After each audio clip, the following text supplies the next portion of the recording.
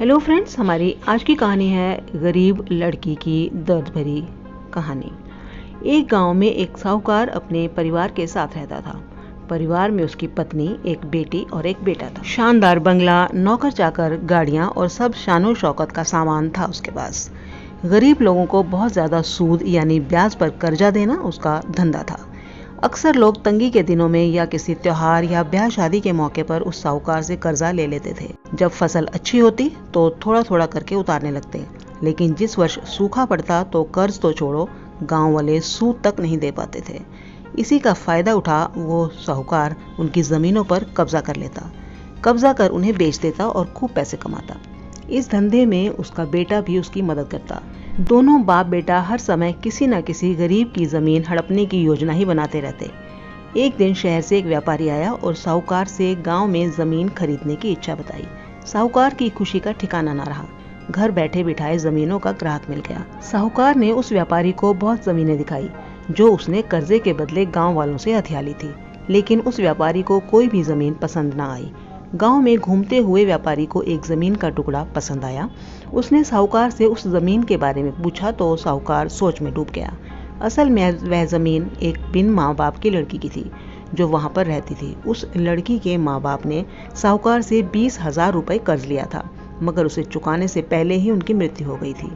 बेसहारा लड़की की हालत देखकर गांव की पंचायत ने साहूकार से उस जमीन पर कब्जा ना करने को कहा।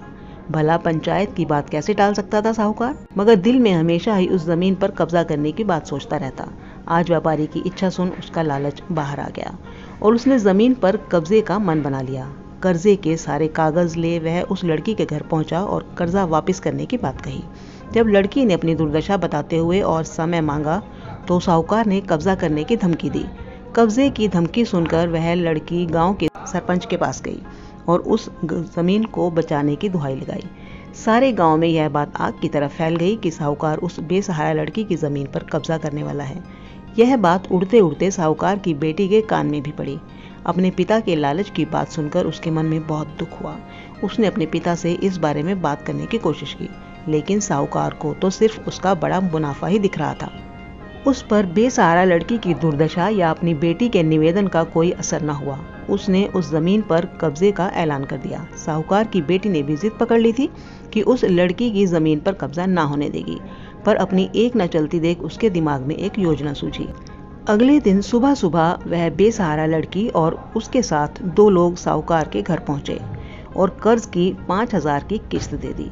साथ में यह भी कहा कि 3-4 महीनों में कर्ज के बाकी रुपए भी मिल जाएंगे। रुपया देने के बाद रसीद लेकर सब चले गए। चूंकि अब किस्त मिल गई थी, इसलिए पंचायत ने भी कब्जा नहीं करने दिया।